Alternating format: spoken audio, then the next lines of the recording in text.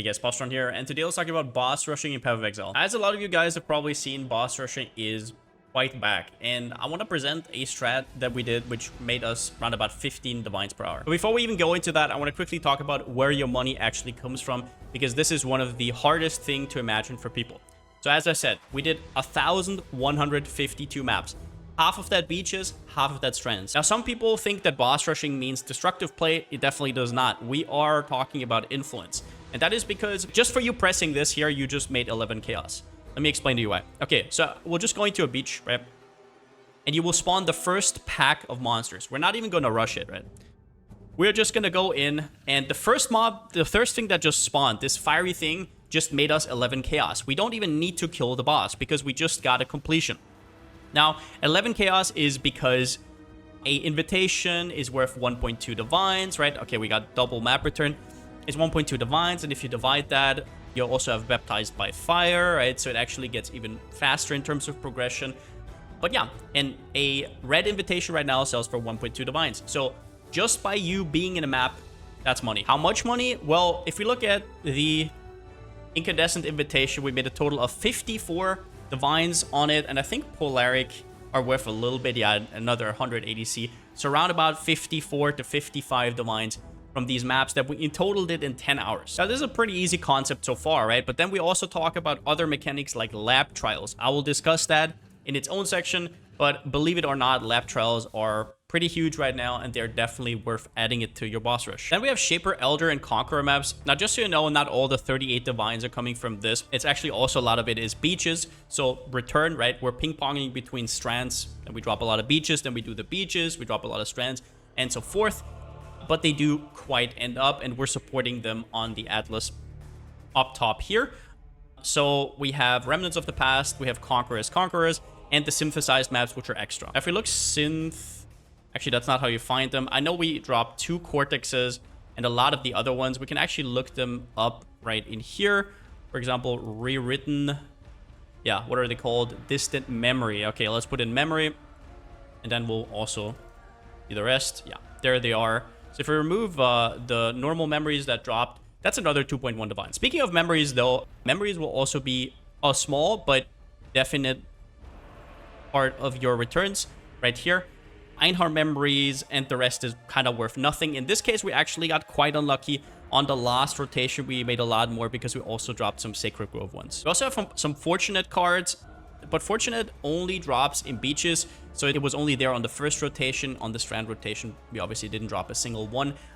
Small, but still a thing. And when I say small, it's still like 1.8 divines that we dropped here, right? And if you add all of these small things up, guess what? It will not be that small anymore. For example, all the sextants we dropped, we're not even using these nodes right here. I think these nodes are actually not even worth it. We're not using them. Just from random drops, because we do so many maps. We just got random sextants here. I didn't even do anything. And this is the might of boss rushing, is you're doing so many maps and you're doing so many random encounters. Ask every magic finder ever.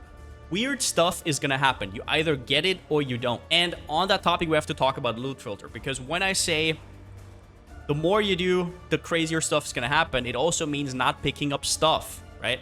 So for example, my current loot filter, I have Chaos Orbs hidden and Orb of Unmade Kings hidden.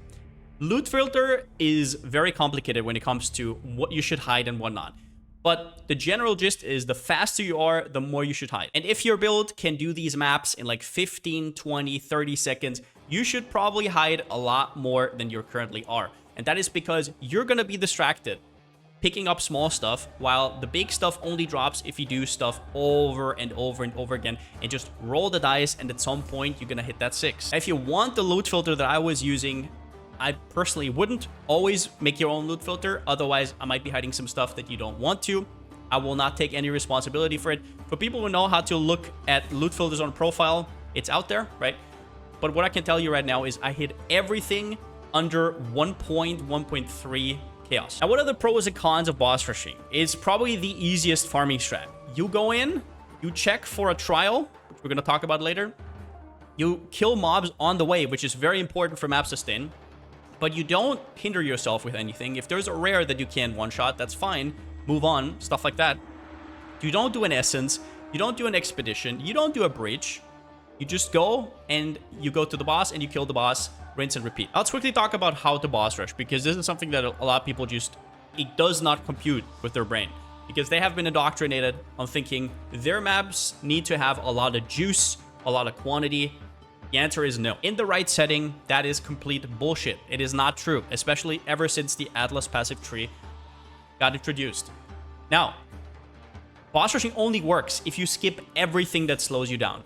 What you have to understand is the per map return on invitations and trials, which is the only thing that we're doing, and boss drops is so high that everything else you do will just decrease that. Every breach you do, every legion you do, blight, whatever, is just going to slow you down, and it's going to make it so you can do less maps per hour, which is going to decrease your money per hour, right? So the only thing you want to focus on are high return mechanics. What high return means is not per mechanic, it means per time, right? So one of those things would be Essence, which a lot of people are running. We did try that, and we came to the conclusion that it's actually not worth doing Essences. It also eliminates some very fast builds because Essences can be quite scary. Same thing we had for Expedition with Extreme Archaeology. It is very good, but overall we just took it away and nothing really changed. So when it comes to Essence and Expedition with Archaeology, you can do them, but just know they're not actually going to add anything per hour, because now all you do is you'll take a little bit of extra time for Essences and Expeditions, and those are kind of going to even out with the amount of maps that you could have done in that time. So what do we mean with high returning mechanics then, if even Essence and Expedition can't really keep up? That is mostly lab trials. Now, Trial of Glory gives you a 20% chance that whenever you get a Trial of Ascendancy in your map, right, an Uber Lab trial, you actually get an upgraded one. There's 3 different upgraded trials. One of them is Gift to the Goddess, which is the one that is worth the most. These actually sell for more, so this value is not accurate. They can sell for up to 1.7, 1.8 divines in bulk as of this recording. Dedication to the Goddess, around about 45, 50 chaos, that's pretty accurate. And then also Tribute to the Goddess, it's worth a little bit. Now, when you think about trials, it sounds really counterintuitive, right? It takes quite a bit of time to do a trial, but the thing is you don't have to do them. You actually do them very rarely. Only one in like 30-ish maps you're actually going to do, because the chance for trial in a map is actually 18%. And that is because you have an 8% base chance. With the small nodes, with this 4% here, it's 18%. But you can actually see when you get an upgraded trial, and that is only 20% of the time of these, which comes out to 3.6%. Now, the way you see that you have a trial is there's 2 things. First, it says you have an improved offering to the Goddess, but the most obvious one is actually this golden thing around the portal. So that lets you know whenever you have an upgraded one. And then when you have an upgraded one, you 100% get one of the 3 offerings. And then at the end, you have your trial plaque, and if you click on it, you have a 1 in 3 chance to get one of the big boys. In this case, I did. All right, so then let's talk about sustaining maps. You might have noticed that we got quite a bit of maps back for even the volume that we did. And that is mostly because of our passive tree setup. We took every single one of the chance for map types to be duplicated nodes, and we took a lot of these small nodes that give us a chance to drop a connected map. We then filled out all of these nodes that we can get, like shaping the skies, shaping the mountains, and then up top, shaping the worlds. The only nodes we didn't take were the ones in here, because we would have to go through Keystone. You can do it if you want to. You might ask why. That seems like a little bit of overkill, right? The fact of the matter is we're not killing a lot of mobs. So I'll show you another map, right? We're not killing a lot of mobs. Now in Strand, it's different because you're actually going to kill a ton of mobs on the way. But especially in Beach, right? You come in and you basically just kill all the mobs that are on the way. You're going to zigzag a little bit because you want to check for a trial, which is cool. But very often you'll come out of here and you dropped nothing, right? And you just proceed. We just made... Beach was worth 5 chaos. The invitation progress is worth 11. We just made 6 chaos for dropping absolutely nothing, right? So as you can see, we're not killing a lot of mobs, so we need all the help that we can when it comes to sustain. We're going in, we're gonna zigzag around. At some point, we're probably gonna drop a map. Otherwise, it's most likely gonna drop from, yep, right here, we got it. Double strand, so we got the one from the last map back as well. We kill the boss. Okay, cool. We got a little bit of extra money. That's like 35 chaos. But the less mobs you kill, the better your map sustain needs to be. So you need to have that in order. You also definitely want to have all your 4 void stones. That's going to help quite a bit. And then on top of that, in my opinion, you want to have 10 beaches favored and then 2 strands. If you have less favored slots, that's fine. just always have at least one strand favorite. Now, the important part is that the two maps that you're going to run, you don't need to do this on Strand Beach. They have to be next to each other. So what a lot of people like to do as well is Dunes Mesa. Personally, I don't love Mesa because you don't kill a lot of mobs on the way to the boss. And that can be a problem.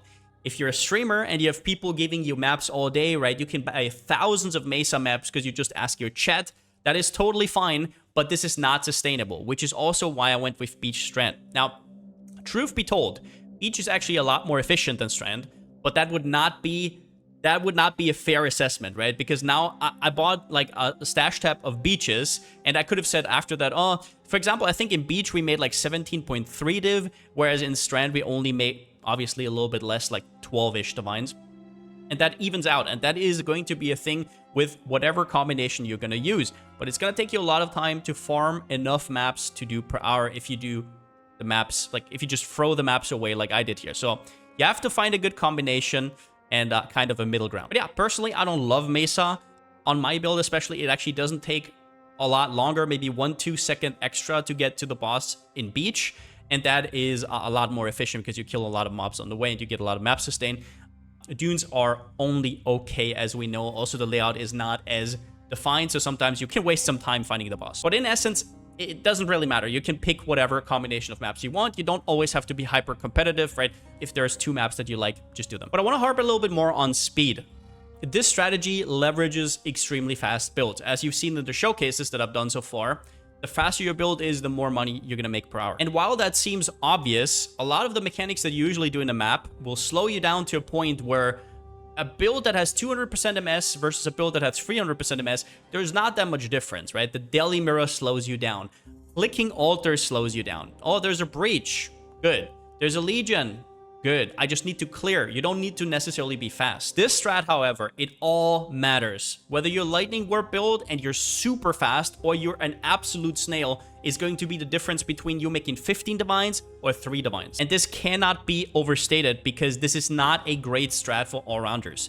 Now, if you're an all-rounder that's also fast, like for example, every Whirling Blade build will do just fine. If you have a really fast Leap Slamming, you'll be fine. Shield Charge, right? All of that.